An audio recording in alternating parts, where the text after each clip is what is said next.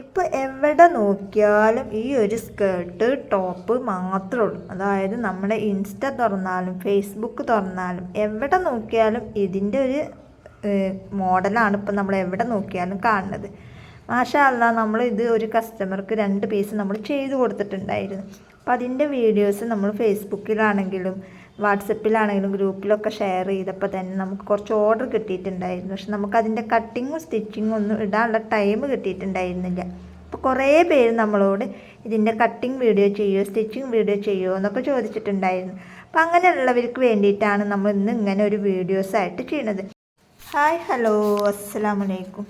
അപ്പോൾ എന്തൊക്കെയുണ്ട് എല്ലാവരെയും വിശേഷങ്ങൾ? അപ്പോൾ ഇന്ന് നമ്മൾ വന്നിട്ടുള്ളത് നിങ്ങളിലൊക്കെ ആവശ്യപ്രകാരം ഇതിൻ്റെ അതായത് ഈ ഒരു സ്കേർട്ടിൻ്റെ ടോപ്പിൻ്റെ കട്ടിങ് ആയിട്ടാണ് നമ്മൾ ഇന്ന് വന്നിട്ടുള്ളത്. അപ്പോൾ ഇതിന് നമ്മൾ ഡീറ്റെയിൽ ആയിട്ട് എല്ലാ കാര്യങ്ങളും പറഞ്ഞ് മനസ്സിലാക്കി തരുന്നുണ്ട്. അപ്പോൾ അതിന് തന്നെ നമ്മൾ ഒരു 9 വയസ്സായ കുട്ടിയുടെ മെഷർമെൻറ്റിലാണ് നമ്മൾ ഈ ഒരു കട്ടിങ് നിങ്ങൾക്ക് ചെയ്ത് കാണിക്കുന്നത്. അപ്പോൾ 9 വയസ്സായ കുട്ടിക്ക് നമ്മൾ ടോട്ടൽ ഇറക്കം എടുക്കുന്നത് 13 ഇഞ്ചാണ് ഇറക്കം എടുക്കുന്നത്. അതിൽ കൂടെ 2 ഇഞ്ച് എക്സ്ട്രാ തയ്യൽ തുമ്പും കൂട്ടിയിട്ട് 15 ഇഞ്ചിൽ നമ്മളിവിടെ ഒന്ന് അടയാളപ്പെടുത്തി കൊടുത്തിട്ടുണ്ട്. അതായത് പേപ്പർ നമ്മൾ ഇതുപോലെ 2ആക്കി മടക്കി ഇട്ടതിന് ശേഷമാണ് ഫുൾ ലെങ്ത്ത് നമ്മൾ എടുക്കുന്നത്. അതിന് ശേഷം താഴേക്ക് 2 ഇഞ്ച് മാർക്ക് ചെയ്ത് കൊടുക്കുന്നുണ്ട്. ഇനി നമുക്ക് ഷോൾഡർ എത്രയാണോ വരുന്നത് വെച്ചെങ്കിൽ അതിൻ്റെ പകുതി നമ്മൾ എടുക്കുക. അപ്പോൾ ഷോൾഡർ നമുക്കൊരു 12.5 കിട്ടിയിട്ടുണ്ടായിരുന്നു. അപ്പോൾ അതിൻ്റെ പകുതി 6.5 ഞാൻ ഷോൾഡർ അടയാളപ്പെടുത്തിയിട്ടുള്ളത്. അതേ അളവ് തന്നെയാണ് നമുക്ക് ആം ഹോളിൻ്റെ അളവും വരുന്നത്. ഇനി നമ്മൾ എന്ത് ചെയ്യുക, ജസ്റ്റ് അവിടേക്കൊന്ന് സ്ട്രെയിറ്റ് വരച്ചു കൊടുത്തിട്ട് അവിടെ നമ്മളൊരു കർവ് രൂപത്തിൽ, ഇതൊക്കെ നമ്മൾ സാധാ ടോപ്പ് കട്ട് ചെയ്യണ പോലെ തന്നെയാണ് ഒരു കർവ് രൂപത്തിൽ അവിടെ നമ്മൾ വരച്ചു കൊടുക്കുക. അപ്പോൾ ഇത്രയും കാര്യങ്ങൾ നമ്മൾ ഇവിടുത്തെ കഴിഞ്ഞു. അപ്പോൾ ഇത്രയും കാര്യങ്ങൾ നിങ്ങൾക്ക് മനസ്സിലായിട്ടുണ്ടാവും എന്ന് വിചാരിക്കണം. ഇനി നമുക്ക് വേണ്ടത് ചെസ്റ്റാണ്. അതായത് 9 വയസ്സായ കുട്ടിയുടെ ചെസ്റ്റ് അളവ് എത്രയാണോ അതിൽ 4/1 ഭാഗമാണ് നമ്മൾ ഇവിടെ കാണേണ്ടത്. അതായത് ഇതിൽ നമ്മൾ എടുത്തിട്ടുള്ളത് ചെസ്റ്റ് റൗണ്ട് 24.5 അപ്പോൾ അതിൻ്റെ പകുതി 4/1 ഭാഗം എന്ന് വരുമ്പോൾ 6.5 എടുത്ത് ഒരു തയ്യൽ തുമ്പ് ഒരു 7.5 നമ്മൾ അടയാളപ്പെടുത്തി കൊടുക്കുന്നുണ്ട്. അതേ അളവ് തന്നെയാണ് നമ്മൾ താഴേക്കും എടുക്കേണ്ടത്. ഇവിടെ 1/2 ഇഞ്ച് കൂട്ടി കൊടുക്കുകയാണെങ്കിൽ താഴെ നമുക്ക് എത്രയാണോ കിട്ടിയത് അതിനേക്കാൾ 1/2 ഇഞ്ച് കുറവിൽ നമ്മൾ താഴെ നമ്മൾ അടയാളപ്പെടുത്തി കൊടുക്കുക. അവിടെ അടയാളപ്പെടുത്തി കൊടുക്കുന്നത് 6ലാണ്. നമ്മൾ 6.5 ആണെങ്കിൽ 6ൽ നമ്മൾ താഴെ അടയാളപ്പെടുത്തി കൊടുത്തിട്ട് നമ്മൾ സ്ട്രെയിറ്റായിട്ട് ഒരു വരച്ചു കൊടുക്കുക. തയ്യൽ തുമ്പ് നമ്മൾ കൂട്ടി ഇടണം, എന്തായാലും അത് മറന്നു പോകരുത്.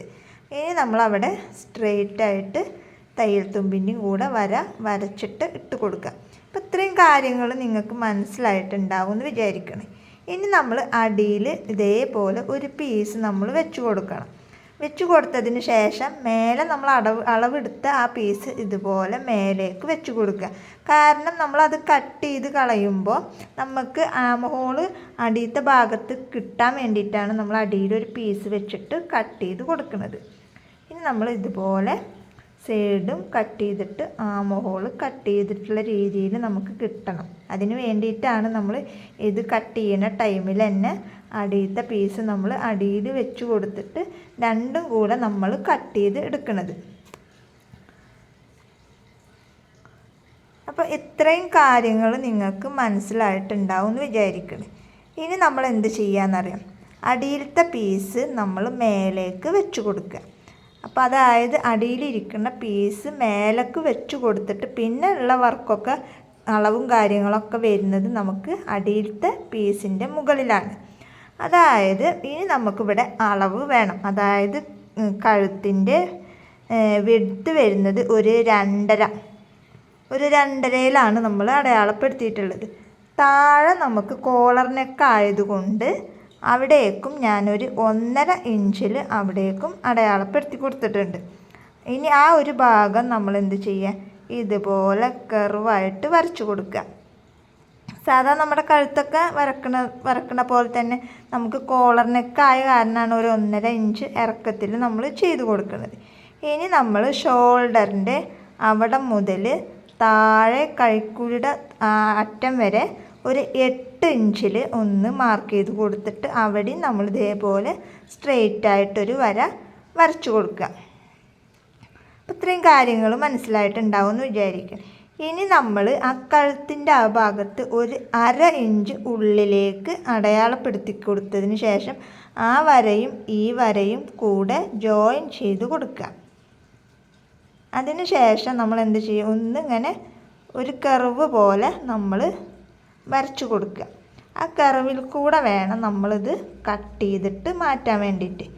ഇനി നമുക്ക് എന്ത് ചെയ്യാം, ഇത് കട്ട് ചെയ്തിട്ട് മാറ്റാം. അപ്പോൾ ഞാൻ കട്ട് ചെയ്തിട്ട് നിങ്ങൾക്ക് കാണിച്ചു തരാം.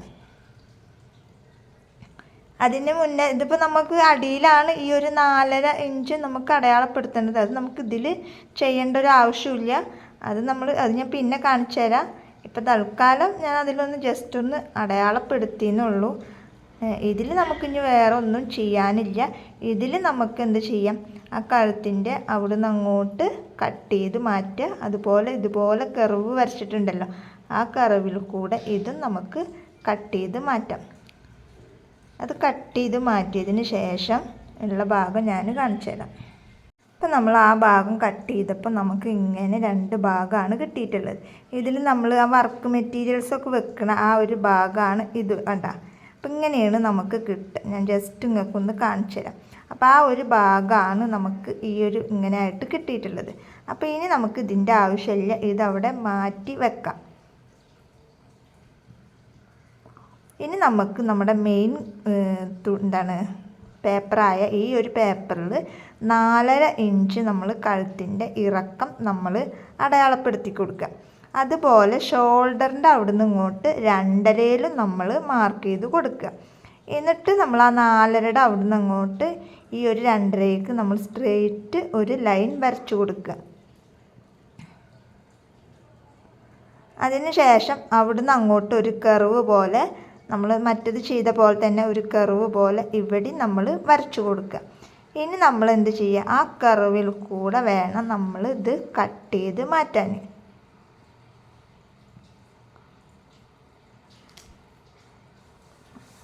അപ്പോൾ നമ്മൾ കട്ട് ചെയ്ത് മാറ്റിയപ്പോൾ നമുക്ക് ഇങ്ങനെ ഒരു ഇതാണ് കിട്ടിയിട്ടുള്ളത്. ഞാനത് നിവർത്തിയിട്ട് കാണിച്ചു തരാം. കണ്ട, അപ്പോൾ ഇതാണ് നമ്മുടെ ഫ്രണ്ട് ഭാഗം.